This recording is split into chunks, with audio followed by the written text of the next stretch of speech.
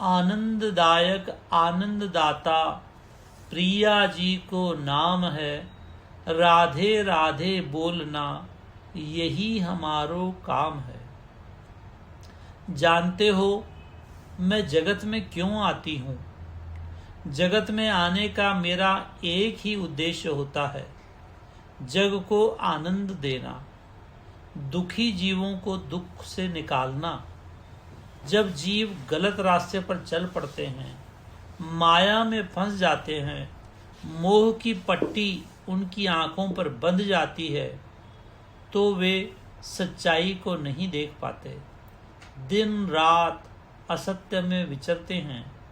धन दौलत जमा करने के लिए जायज नाजायज सभी तरीके लगाते हैं।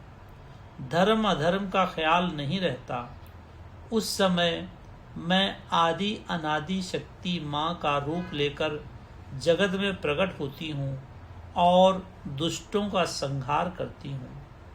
जो अपने प्रिय बच्चे हैं, भक्त हैं, संत हैं, जिनको सच्ची लगन है, जिज्ञासा है, उनके लिए मैं आनंदमयी लीला करती हूँ, आनंदमय व्यवहार करती हूँ। मेरी लीला को देखकर और सुन सुनकर मेरे भक्त सदा आनंदित रहते हैं। उनके पाप धुलते जाते हैं, उनकी चित्त शुद्धि होती है। मेरे गुणवाद गाना क्या मामूली बात है? जगत उसकी महिमा को समझता नहीं है।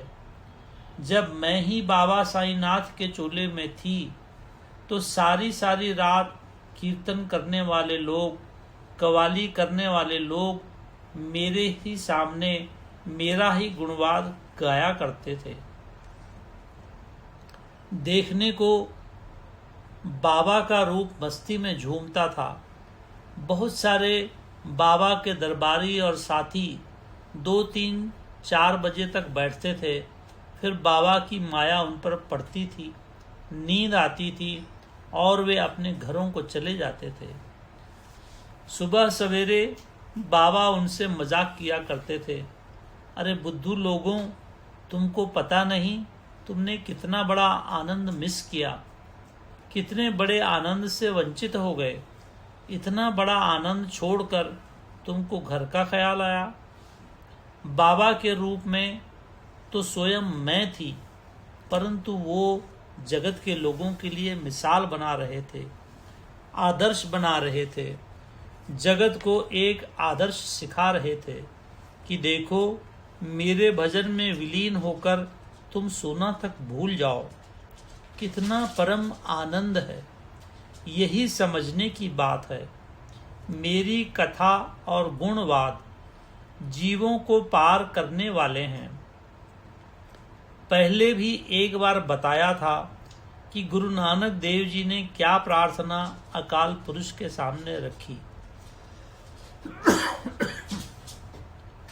गुण गावा दिन रैन नानक चाहो एह। हे अकाल पुरुष, नानक एक ही भीख मांगता है कि दिन रात आपके गुण गाता रहूं। गुण गावा दिन रैन नानक चाहो एह। दिन को भी रात को भी गुण गावा दिन रैन। और कुछ नहीं मांगा, बस यही मांगा। कितना आनंद, कितना रस उनको मिलता होगा कि उसके सिवाय उन्होंने कुछ नहीं मांगा होगा। दिन रात उनके साथ साथ बाला मर्दाना रहते थे, गुणवाद गाने में उनकी मदद करने के लिए, उनका साथ देने के लिए 24 घंटे उनके साथ रहते थे। जहाँ नानक मस्ती में आ गए वहीं उनका साज बजाना शुरू हो जाता। उनका काम ही था, नानक जी गुण गाते थे और वो साज बजाते थे। यही समझने का है। मेरे गुणवाद में जो रस है, जो आनंद है, जो मधुरता है, वो मेरे प्यारे बच्चे ही जानते हैं। ध्यान अपनी जगह है, कीर्तन अपनी जगह है। भूल कर भी दोनों का मुकाबला दोनों का कंपैरिजन नहीं करना चाहिए। दोनों का अपना आनंद है, दोनों अपनी अपनी जगह हैं। यही बाबा साईंनाथ ने जगत को सिखाया है। जानते हो, वे स्वयं अपनी जेब से पैसे निकालकर भजन मंडली और कव्वालों को बुलाया करते थे। उनको इसी में आनंद मिलता था। सारी सारी रात बैठकर सुना करते थे। अरे बुद्धू लोगों, अभी तो मैं तुम्हारे साथ बैठा हूँ, वहाँ सुनता था, यहाँ भी सुनता हूँ, वहाँ भी बैठता था, यहाँ भी तो तुम्हारे साथ बैठता हूँ। मेरे सिवा है ही क्या?